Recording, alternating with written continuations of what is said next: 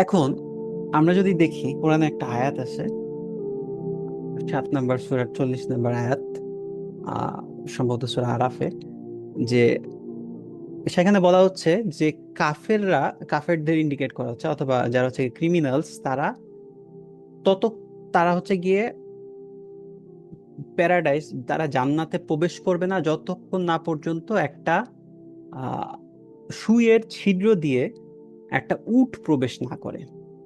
So এটা কি possible যে সুইয়ের ছিদ্র দিয়ে উট প্রবেশ করতেছে? এটা একটা কোয়েশ্চেন। অ্যান্ড কন্ডিশন হচ্ছে গিয়ে, যদি এভাবে চিন্তা করি এই আয়াত থেকে, যে যদি একটা উট একটা সুইয়ের ছিদ্র দিয়ে প্রবেশ করে, তাহলে কাফেররা কি করবে? জান্নাতে প্রবেশ করে ফেলবে। সো কাফেররা তো কোনো সময় জান্নাতে যাবে না। হুম।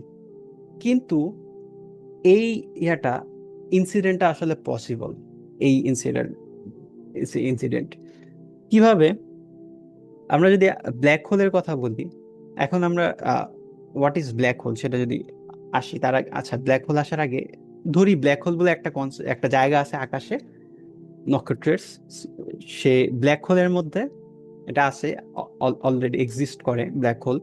রিসেন্টলি সায়েন্স এটা ফাইন্ড আউট করছে। এর আগে আইনস্টাইনের থিওরি, এই জায়গাটা থিওরিটিক্যালি প্রুভেন ছিল, কিন্তু আইনস্টাইন সে নিজেও বিলিভ করতে পারে না এরকম কিছু আছে কিনা, বাট ম্যাথমেটিক্যালি সেটা ইয়ে করছে। পরবর্তীতে রিসেন্টলি সায়েন্স এটা আসলে ইয়ে করছে, যে পিকচার তুলছে যে ব্ল্যাক হোল আসলে এক্সিস্ট করে। সো ব্ল্যাক হোলের কাছাকাছি যদি যায় কোনো একটা বস্তু ব্ল্যাক হোলে, আহ, সে জায়গার মধ্যে যদি একটা বস্তু, একটা সুই আর একটা উট নিয়ে যাওয়া হয়, ব্ল্যাক হোল নিজের দিকে সবকিছু এমন ভাবে টেনে নেয়, আমরা যেমন দেখি না আলাদিন একটা চেরাগ থেকে বের হচ্ছে, অ্যান্ড ইটস লাইক ঘুরে ঘুরে এক জায়গা থেকে বের হচ্ছে, সেরকমই আর কি। একদম নিচের দিকে মানুষ সবকিছুর, প্রত্যেকটা বস্তুর পার্টিকেল ভেঙে ভেঙে ভেঙে ভেঙে এত ক্ষুদ্র হয়ে যায় যে সবকিছুর পার্টিকেল প্রায় সিমিলার হয়ে যায়। ওই পজিশনে যদি আনা যায়, তাহলে হচ্ছে গিয়ে একটা আহ ইয়ে হবে, কি বলবো, সুইয়ের যে ছিদ্র, সেটা দিয়ে একটা উট প্রবেশ করা পসিবল, এই ইনসিডেন্টটা।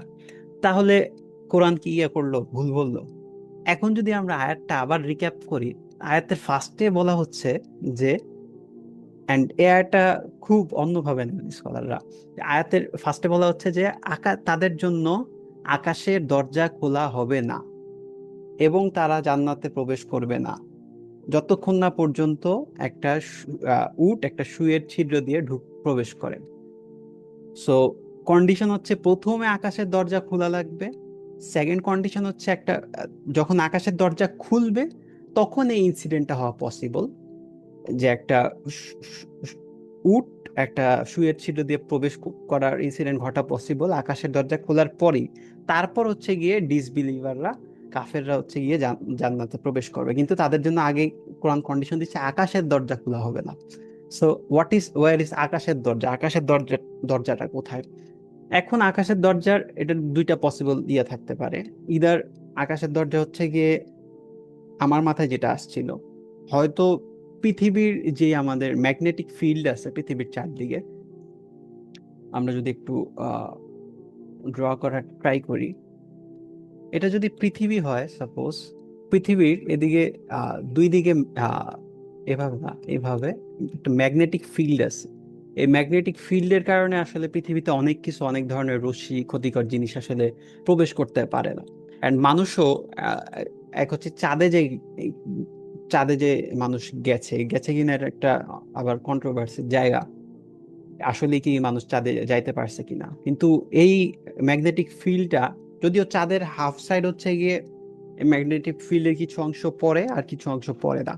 সো একটা ইয়ে বলা হয় যে মানুষ আসলে ম্যাগনেটিক ফিল্ডের বাইরে কোনো সময় যাইতে পারে না। সো এই ম্যাগনেটিক ফিল্ড হইতে পারে হচ্ছে গিয়ে আকাশের দরজা ইটসেলফ।